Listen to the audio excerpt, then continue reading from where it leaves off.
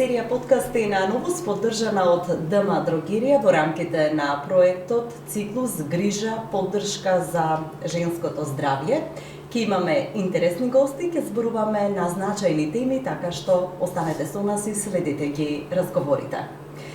Има една шега која долго време се врти низ социјалните мрежи и ги прикажува фазите на менструалниот циклус кај жената. Се објаснува во која фаза какви симптоми може да се појават и какви промени може да почувствуваат жените и девојките.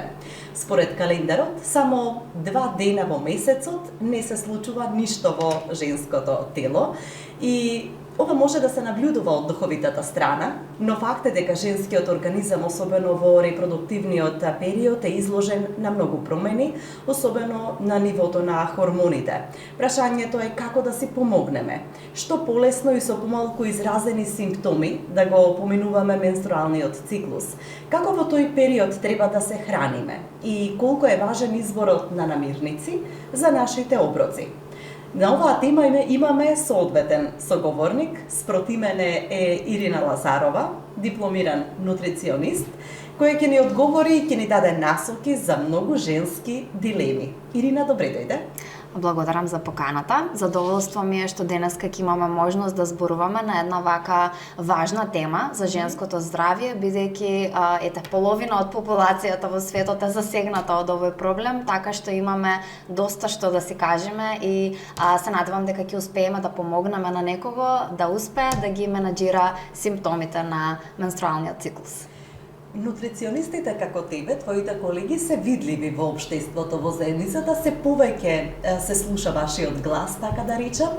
Меѓутоа, ако се сложуваш со мене, малку се зборува за исхраната и поврзаноста со менструалното женско здравје. Се сложуваш ли со тоа? Так, да, морам да кажам дека во последните неколку години, откако почна, како што спомнавте, самата таа фама со исхраната и со тоа колку се влијае, морам да кажам дека COVID-19 како вирус кој што нели пандемија која што го нападна целиот свет беше можеби еден аларм за будење кај населението и тука веќе нашата улога како нутриционисти дојде до еден период на пауза на она што беше како дел од естетскиот изглед, нели, решавање на естетскиот изглед, туку се посветија малку повеќе луѓето на своето лично здравје.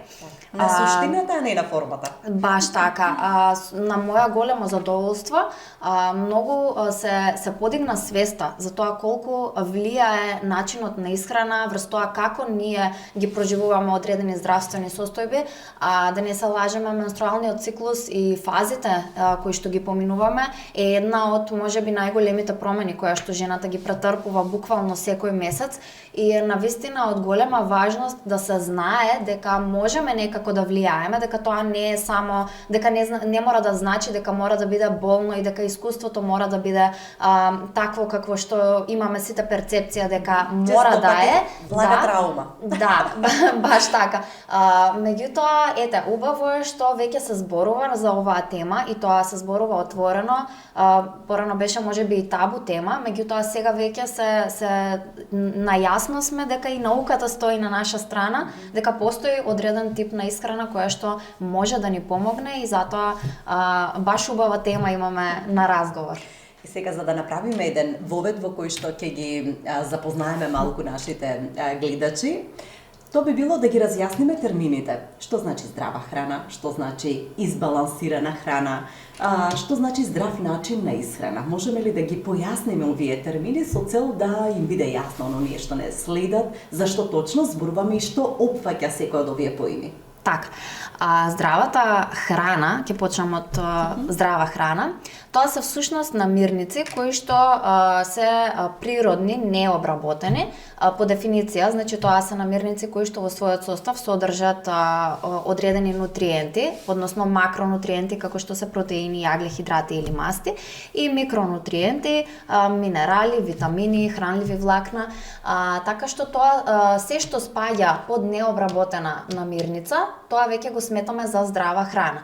Доколку читате, например, состав, ете мене најлесно ми е да објаснам на еден поедноставен начин, доколку нели доаѓате во продавница, кога ќе го свртите производот од другата страна да го прочитате составот, доколку има еден куп непознати зборови, тоа веќе значи дека не спаѓа во здрава храна, бидејќи тука имаме намирници кои што за жал маркетиншки се рекламираат дека се здрави, меѓутоа во својата позадина содржат адитиви, додадени бои, вештачки конзерванси, така што се што е веќе вештачко и додадено не може да биде здраво. Така што ако читате состав на намирниците и ви се познати поголем дел од зборовите, тоа е во ред, значи дека намирницата е здрава. Меѓутоа, доколку станува збор за шифрирани детали во составот, како например додатоци, бои кои што ги шифрираат под бројка и буква, тука веќе станува збор за намирница која што можеби не е толку здрава за да припаѓа во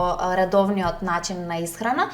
А кога зборуваме за балансирана исхрана, тоа подразбира внес на храна која што ги содржи сите групи на макронутриенти, односно храна која што не исклучува одредена група на намирници. Значи вклучуваме јаглехидрати, вклучуваме протеини, масти, витамини, минерали и влакна. Ако балансираната исхрана ја замислиме како една порција, тоа би било, например, во едната четвртина од нашата порција да се најдат овошјето и зеленчукот, во другата четвртина од нашата порција да се најдат јаглехидратите, односно изворот на комплексни јаглехидрати, не зборувам за прости шекери, туку за комплексни јаглехидрати како полнозрнести житарки, и во преостанатата половина да се најдат протеините во нашата исхрана, додека здравите масти ги користиме или како додаток во самата исхрана или во процесот на подготовка на самата храна.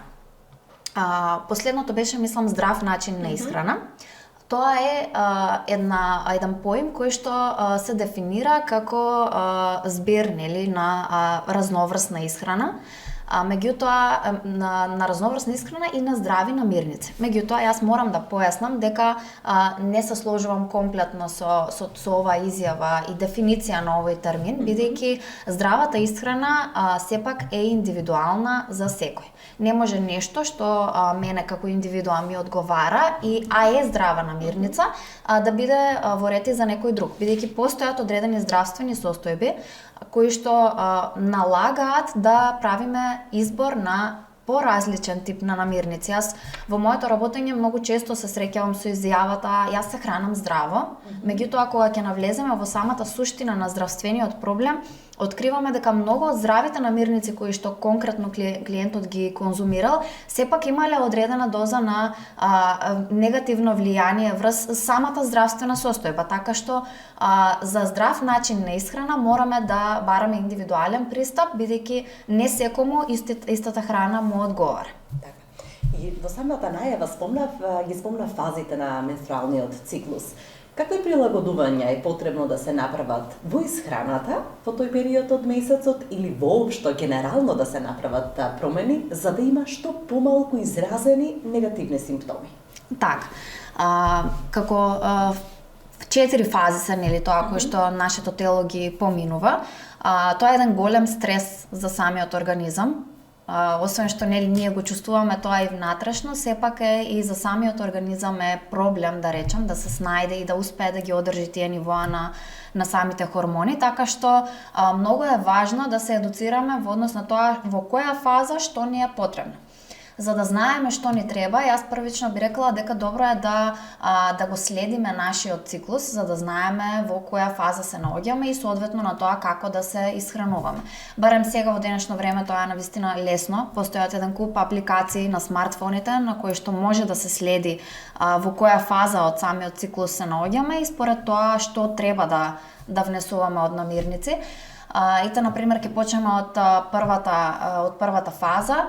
Во фазата, значи во лутеинската фаза, односно во фазата кога почнуваат нели првите симптоми, нивото на естроген нагло расте. Тука веднаш ние го чувствуваме тој наплив на енергија во првите неколку дена, И поради тоа некако во тој период од месецот сме и малку помотивирани да правиме нешто, а истовремено имаме и потреба од внес на јаглехидрати. И тоа најчесто ние го интерпретираме погрешно и посегнуваме кон погрешен извор на јаглехидрати, односно бараме нешто сладко, нешто што е малку процесирана храна, меѓутоа на некој начин и таа процесирана храна влијае антиинфламаторно, тоест влијае врз зголемување на инфламацијата, односно самото воспаление во телото, а нас ни треба нешто што ќе биде антиинфламаторно, за да може да ги намалиме тие негативни симптоми.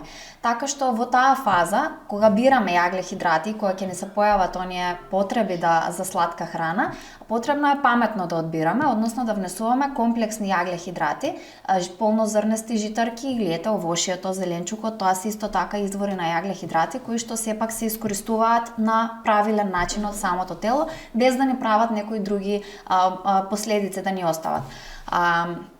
Во оваа фаза потребно е, додека нивото на естроген расте, да го потпомогнеме самиот раст на естроген. Постои нешто кое што во целиот свет е веќе актуелно, кај нас мислам дека почнува сега веќе да се актуализира и да се зборува, станува збор за seed cycling. Тоа е всушност еден термин кој што под закрила зема одреден тип на семиња кои што се конзумираат за време на различните фази од самиот циклус. Тоа значи дека на почетокот, во периодот кога естрогенот го доживува својот пик, односно пораст, за да му помогнеме на самото тело да внесеме надворешен извор на фитоестрогени, потребно е да конзумираме ленено семе и семки од тиква. Овие се два извори на естрогени природни кои што можеме да ги внесуваме со самата исхрана и на тој начин да го намалиме стресот на нашето тело да го произведува самиот тој естроген, туку ние да помогнеме да се регулира тоа преку исхраната. Во овулацијата како втора фаза, кога веќе имаме јајцеклетка која што е оформена, доаѓа до период на, да речам, благи болки некогаш знаат да се јават, односно оние грчеви кога се исфрла јајцеклетката, која доколку не е оплодена, не дошло до бременост, си го продолжува нејзиниот пат и на тој начин самиот момент на овулација кај жените некогаш знае да биде неудобен, потребно ни е да внесуваме малку храна која што содржи магнезиум, која што содржи цинк, нешто кое што ќе ги релаксира нашите мускули и ќе овозможи правилно да се искористи таа храна во насока на подобрување на самите симптоми. Веќе по овулацијата, кога не се случила бременост, доаѓа до пат на хормоните, односно кога веќе сме го доживеале пикот, истите почнуваат да опаѓаат и тука влегува во улога вториот дел на seed cycling, односно конзумирањето на друг тип на семиња. Тука веќе влегуваат сончогледот и семките од суса. Како такви, тие помагаат за малку да се намали тоа ниво на естроген. И исто така многу важно во оваа фаза е да внимаваме на тоа каква храна конзумираме, бидејќи вишокот на естроген се исфрла преку црниот дроб и сега ни е потребно да го поддржиме тој орган со нашата исхрана и да му помогнеме во самиот процес, односно да внесуваме храна која што е богата со антиоксиданси. Тука би ги спомнала темнолистестиот зеленчук, боровинките, капинките, се што е со темна боја содржи многу антиоксиданси и е паметно да се искористи како намирница во овој период. Веќе во менструалната фаза, која е финална, доаѓа до обилно крварење, што придонесува до загуби на железо. Во оваа фаза потребно е да внесуваме храна која што ќе ни го зголеми нивото на железо, односно намирници кои што се богати со железо и паралелно со нив да внесуваме и извори на витамин С, бидејќи С витаминот и железото си помагаат едни со други да се подобри самата апсорбција на железото од крвта. Така што С витамин и извори на железо, односно спанак, тука постојат буквално многу извори на железо. Јас би ги спомнала гроздовиот слат или маџун народски познато, сувото овошје како кајси, урми, смокви, треба да се трудиме да влијаеме повеќе на самото железо во текот на целиот месец на нашата исхрана, бидејќи постојат жени кај кои што обилното крварење придонесува до константно појавување на анемија. Самата таа анемија нели по себе си носи други симптоми и затоа е важно да го превенираме овој проблем на време. Да ги објасниме малку врските помеѓу хормоналните промени и симптомите на ПМС. Зборуваме за тоа дека во која фаза што е добро да се конзумира, меѓутоа спомнавме дека секоја жена, секоја девојка е организам, индивидуа сама за себе и различно реагира, односно и различни симптоми има. Што да консумира некој ако има, да речеме, секој месец изразени главоболки? Што доколку некој има изразени грчеви, болки во половината, во рбетот, некој има чувствува замор, затоа што предпоставувам потребна е сепак некаква насока за да може да ја пронајдат својата идеална исхрана која што ќе им олеснува на некој начин да не ги чувствуваат толку изразено сите симптоми кои што го отежнуваат секојдневното функционирање. Така. Баш како што спомнавме, секоја жена има различен циклус, секој има различни симптоми, кај некого се поизразени, кај некого не се толку изразени и баш поради таа причина секогаш бираме индивидуален пристап, особено поради тоа што и нивоата на хормони не се исти кај сите, а од друга страна и имаме различно време траење на самиот циклус, кај некого циклусот трае подолго, кај некој трае пократко, така што многу е важно на некои параметри да се обрати внимание пред да се дават нели конкретни препораки. Меѓутоа еве како општи препораки од мене, во периодите кога например имаме во фазите на овулација, температурата на телото е зголемена и тука е потребно да внесуваме повеќе вода и да го хидрираме самото тело, бидејќи со зголемената базална температура се губи вода од телото и ние постојано се чувствуваме дехидрирани во тој период, меѓутоа никогаш и тој знак на дехидрираност знаеме да го игнорираме. Така што водата би ја спомнала на прво место. Во било која од фазите водата мора да си ја пиеме редовно. Дури и во моменти кога немаме желба да го правиме тоа, бидејќи во самиот момент кога вие ќе почувствувате веќе жед, тоа е еден степен на дехидрираност. Така што ние не смееме да си дозволиме да чувствуваме жед. Постојано треба да имаме вода до нас и да ја конзумираме буквално на секое погледнување. Друго нешто, кое што е исто така многу важно, е дека во периодот на појава на болките, добро делува храна која што има антиспазмолитично дејство, односно храна која што влијае врз тие спазми или контракции кои што се случуваат на самата матка. Тука ќе го спомнам ѓумбирот, како една намирница која што навистина има одлично антиспазмолитично дејство и како таква се препорачува да се конзумира во самата исхрана, дали како додаток или во вид на чај. Можете да ја инкорпорирате и како зачин или во самите салати, има безброј идеи, меѓутоа ете ѓумбирот е една од намирниците која што се дава насоки да биде дел од исхраната, особено кај оние кои што... Добро паметам, вода ѓумбир. Да. Одиме понатаму. Во останатиот дел од исхраната се препорачува да се држиме до топла храна.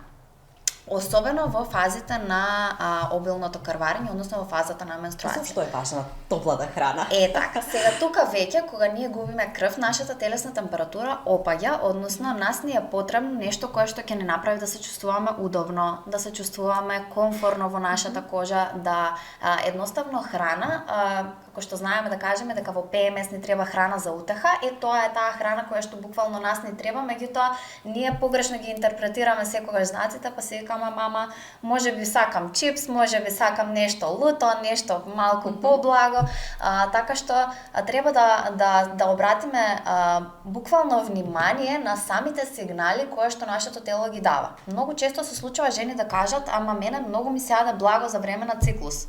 Во ред е, значи слушајте си го телото и конзумирајте јагле-хидратна исхрана, меѓутоа не се фокусирајте само на неа и нека не бидат тоа прости шеќери, нека биде тоа комплексни јагле-хидрати, нека бидат овошје, нека биде скробен зеленчук, значи други извори на јагле-хидрати кои што ќе го компензираат тоа чувство и таа потреба за енергија, бидејќи женското тело е така направено да функционира, што ние буквално доживуваме пикови во нашата енергија и потоа нагли падови, па нас самото тело ни диктира како да се храниме. И само е потребно да ги следиме нашите симптоми и да знаеме што следно да внесуваме. Како што спомна во фазите на обилен циклус, самите болки се смируваат со топли облоги и со нешто топло и со мирување, така што нас не е потребна храна која што ќе биде лесна за варење, која што нема да го оптеретува самиот организам и храна која што ќе успее да не затопли. Например, таков еден пример можам да спомнам топла овесна каша. Значи, овесна каша со некое овошје кое што е варена, значи топлата овесна каша може да влијае да ви помогне да ви ги ублажи самите симптоми на болка. Друго што е многу важно е да конзумираме намирници кои што имаат доста магнезиум, за да можеме да го намалиме тоа оптеретување на мускулите. На нашите мускули им треба тој магнезиум. Исто така пробиотици, храна која што ја имаме буквално баш сега сме во таа фаза на ферментираниот зеленчук, значи кисели краставички, туршија, кисела зелка, јогурт, кефир, исто така се производи, да речем, кои што се богати со пробиотици, така што е паметно да се вклучат во самата исхрана, бидејќи многу често за време на циклусот ние имаме проблеми и со метаболизмот на самата исхрана. Имаме некогаш знае да се случи обстипација, некогаш тоа е многу важно да се напомене дека не е нормално да се случува, бидејќи ако се случува често, тоа значи дека мора да барате некакво решение за самиот проблем и за да го решите тој проблем, идеално решение се конзумирањето на природни пробиотици преку исхраната. Ме мотивиравте да размислувам кога спомнавте топла храна, односно комфорна, утешителна храна. Да, зимно време ми е идеално. Истото ли важи за овие пеколни летни температури кои што ги сведочевме изминато во лето? Так. Пак ли треба и кога е надвор плюс 40, ние да бараме некаков топол оброк, можеби или не врел, меѓутоа топол оброк за да ги намалиме? Така, под топол оброк подразбирам оброк кој што сепак е на ниво на телесната температура, значи да не биде баш оброк кој што е изваден од фрижидер, туку да биде оброк дека летно време, да, дури и мачно ни е приготвувањето нели на топлите оброци затоа што е многу топло и прибегнуваме кон некои свежи намирници и салати и така натаму. Што тогаш? Во такви фази, исто така, пак е важна хидратацијата, односно да внесуваме доволно вода, особено затоа што за време на летните периоди, кога имаме големи температури, се случува и зголемено и обилно крварење за време на менструалните циклуси, баш од таа причина од надворешната температура, која што дефинитивно знае да влијае и врз телесната температура. Во такви фази, повторно, убаво е да се држиме до комплексните јаглехидрати, полнозрнести житарки, например просото исто така, да не го заборавиме. Има многу житарки кај нас малку некако се дава повеќе простор на овесните снегулки да се зборува за нив. Меѓутоа не мора да значи дека мора да биде баш топла овесна каша, може да биде и овесна каша која што сепак во својот состав содржи витамини од групата Б и на некој начин убаво влијае на самиот организам и добро ќе ни дојде без разлика што нема да биде топла овесна каша. Да речеме во периодот на лето убаво е да се вклучат намирници кои што содржат дополнително вода во својот состав, например лубеницата. Таа е 90% вода, така што е одличен извор на вода за да се хидрираме, посебно во периоди кога губиме крв и кога сме во фази на овулација, кога ни е зголемена телесната температура, така што да се изладиме, меѓутоа и да ги надополниме тие залихи на вода која што ни е потребна. Убаво е да вклучиме повеќе сезонско овошје и буквално да се држиме до некое правило дека се што е во сезона треба да се конзумира во некои умерени количини и да биде тоа разновидна исхрана, да не се држиме само едно пак исто. Одлично. Веќе и ментално вака си правам забелешки со штиклирано она што треба, но ајде да одиме кон спротивностите, односно што не би требало да направиме една топ листа со црвено прекрстено ова за време на менструалниот циклус, па и воопшто не. Процесираната исхрана на прво место. Тоа е храна која што содржи многу натриум во својата содржина, односно големи количини на сол и нитрати. Самото тоа што ние внесуваме таква храна која што е процесирана и нема никакво позитивно дејство врз нашето тело, таа го поттикнува нашето тело да ја обработува и на некој начин да се штити самото од истата.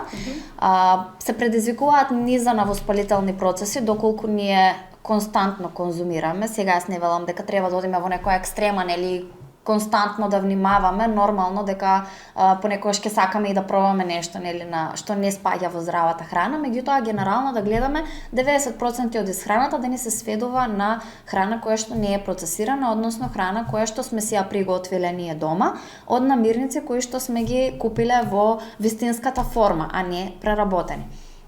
Друго нешто кое што е многу важно е нивото на сол во самите оброци, бидејќи колку повеќе ги солиме оброците, толку правиме задршка на вода во самото тело, а тоа знае да биде често проблем, односно подоеноста се јавува и во првите фази, и во процесот на овулација и за време на менструалниот циклус, така што паметно е да повнимаваме малку на тоа колку додаваме сол во нашите оброци.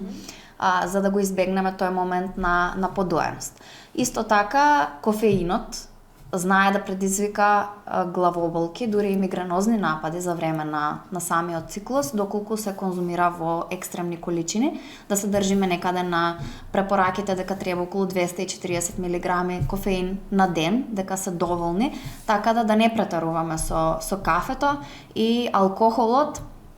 Исто така во главните фази од циклусот да се избегнува, бидејќи само може да ја влоши ситуацијата, кога нас ни треба да внесуваме повеќе вода, ние да го дехидрираме самото тело, бидејќи и самиот кофеин и самиот алкохол предизвикуваат одредени степени на дехидрирање, бидејќи телото работи со полна пареа да ги isfrли вишокот на течности, така што кафето и алкохолот јас би ги оставила на страна, би повнимавала на внесот на сол и на процесираните намирници, а процесирани намирници има буквално многу, можеме да ги набројуваме до утре, од сувомеснати преработки, од чипсови, од секакви грицки, кондиторски сладки производи, така што малку пауза, да, во тој период. Кога ги спомнавте намирниците и набавувањето на намирници,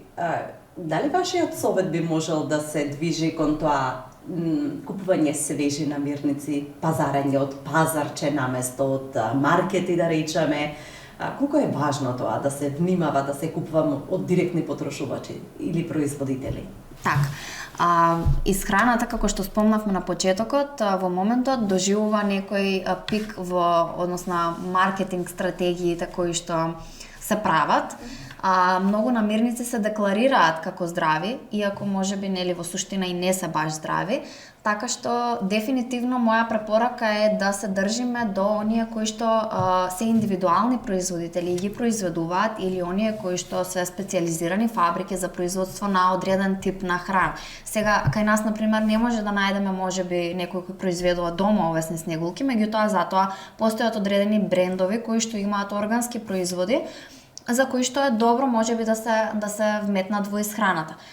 Сепак, кога станува збор за овоше и зеленчук, јас секогаш би бирала индивидуален произведувач, отколку да купувам од непознат производител, нешто што е пакувано надвор нели од нашата земја, бидејќи не знаеме ниту со каков третман се третирани овошките и зеленчукот, а знаеме дека нели веќе употребата на пестициди во самата храна дополнително знае да влија и врз нашето здравје, а ние константно ако конзумираме таква храна, сами на себе си правиме лошо.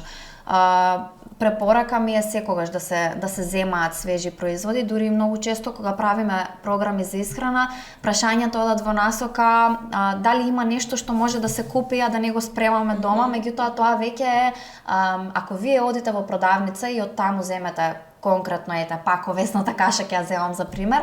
Ако го свртите составот, ќе прочитате низа на додатоци и само на пример 20% овесни снегулки. Тоа нема да биде овесна каша која што истото ќе си ја припремите дома, без тие додатоци кои што реално се непотребни, а служат само за стабилност на производот кој што стои со месеци на рафтови или служат за подобра арома или подобар вкус, дома дефинитивно може да си направите далеку понутритивен оброк и далеку поквалитетен за вашето здравје. Добра референца беше на почетокот она што го спомнавте со COVID-19 како некоја пресвртница, можеби свртување кон себе, односно внимавање на она што го консумираме и што го внесуваме како крајен резултат, нели, за нашето здравје. Дали кај вас се зголемува бројот на клиенти и клиентки пред се, кои што доаѓаат и бараат совети од здравствени, а не од естетски причини, затоа што сакат да ја намалат телесната тежина? И второ, подпрашање нека биде ова, дали дошле девојки и жени кои што бараат спас, односно бараат насоки да ги водите преку исхраната да ги намалат токму тие негативни ефекти, да речеме, за време на менструалниот период? Така, баш сум благодарна на тој момент на некој начин што во самите фази на моето работење го почувствуват и периодот каде што имаше пик на употреба на нутриционизмот само за слабење или за регулирање на телесната тежина, бидејќи има и такви кои што сакаат да зголемат на телесна тежина. Дојде еден момент каде што, со COVID-19 сите сватија колку е значајно и како телото ќе ти реагира ако ти се храниш подобро, сите некако се свртеа кон здравствениот аспект и почнаа да ги спрашуваат нашите услуги во делот на медицинските програми, односно програмите кои што се наменети за третирање на здравствени проблеми. Не можам да зборувам, нели, за сите општо, меѓутоа конкретно за мојата работа можам да кажам дека во 90% од случаите работам со лица кои што имаат одреден здравствен проблем. За жал многу се чести на денешно време и можеби некоја среќа е тоа што се трудиме да влијаеме и со самата исхрана, освен што, нели, традиционалната медицина, или што знае да ни даде насоки во однос на фармаколошкиот дел, сега веќе влегуваме во фазите каде што се буди свеста и за тоа колку храната треба да се вклучи во самиот третман на здравствениот проблем. Тука би спомнала дека девојки кои што се многу чест случај со инсулинска резистенција и со полицистични јајници, тоа се еден тип на клиенти кои што многу редовно ги среќавам во мојата работа. И сепак добро е да се знае дека има решение за ваквите проблеми и дека знаеме како да постапиме во такви ситуации, како да дадеме насоки што да се направи, и во најголем дел од случаите кога сме имале, нели, придржување кон самите препораки за исхрана и кон самиот план на исхрана, сме добивале позитивни резултати и се намалувале степените на, нели, таа нелагодност која се чувствува, или сме ги исклучувале целосно здравствените проблеми, односно сме го решавале проблемот за одреден период. Жените како категорија оддалеку се поодговорни во однос на своето здравје за разлика од машката популација, така што задоволство ми е што можам на некој начин да им помогнам, бидејќи тие се свесни колку самиот циклус знае да направи проблем. Конкретно сега зборувам за циклусот, меѓутоа чести случаи јас се држам до студиите и така на некој начин ги изработувам и самите програми, па сите студии кои што покажале дека овој метод на seed cycling кој што го спомнавме предходно делува, ако го инкорпорираме редовно во нашата исхрана, се случува решавање на проблемот и тука сите стануваат фасцинирани како нешто толку банално, например, навистина знае да влијае врз целокупното здравје и тоа како ќе се чувствуваме ние 28 дена од месецот. Значи, навистина е фасцинантно што може да се постигне со исхраната и така што плановите за исхрана кога ги правиме кај жените, особено внимаваме на самите хормони, бидејќи кај нас 28 дена хормоните имаат пикови и падови и така да навистина е важно кога се работи со жените да се земе тој аспект. И сосема за крај имам едно прашање, бидејќи жените се во трка со времето. Нивната енергија се чини дека е постојано на минимум и поради притисокот на оние обврски кои што ги имаат работа, деца, обврски во домот кои што во голема мера знаат се уште да паѓаат на нивни плеки. И како во еден таков хаотичен распоред да се почне со внесување на здрави животни навики, односно во аспект прецена исхраната. Кога таа брзавост да ги постигне сите своји обврски во текот на денот, еве некои насоки за почетници како да има време да ги најде добрите намирници, да ги приготвува секој ден, затоа што е клучно веројатно и тоа да биде оброкот приготвен дома. Така. Како мајка на мало дете, собственик на бизнис и како жена која што има исто домашни обврски. И мене исто ми било тешко, сега веќе не ми е, бидејќи си најдов одреден начин на функционирање. Меѓутоа, морам да кажам дека секој треба да си најде време за себе.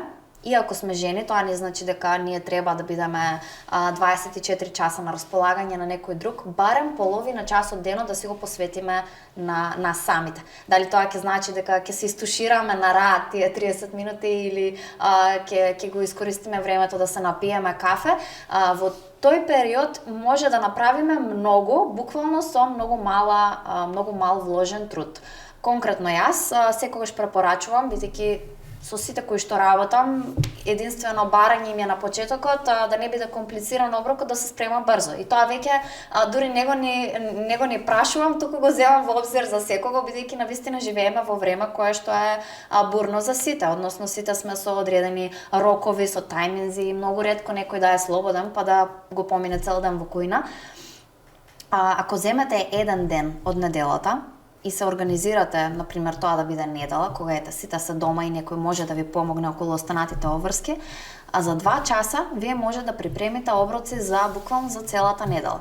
Мене најлесни оброци ми се, јас живеам буквално на овесни каши, на чија пудинзи, на киноа. Тоа се оброци кои што може да ги спремате буквално во големи количини. Например, еднаш ќе го сварите просото, ќе го сервирате во неколку чашки со различен додаток на овошје и со различен путер од јатки. Секој ден вие имате различен оброк. Ако се осврнеме на тоа да ги спремаме оброците претходно, ние веќе немаме изговор како да се храниме здраво или немаме изговор дека немам јадење или дека многу време. На крајот од денот 2 јајца ако сварите, веќе имате вие половина нутритивен оброк спремен. Да додадете некоја салата и интегрално лепче и ете го оброкот за 2 минути буквално готов. Меѓутоа, јас би рекла дека кај нас повеќе е проблемот во однос на тоа дека ние како жени се посветуваме повеќе на семејството и на другите околу нас, а многу помалку на нас самите.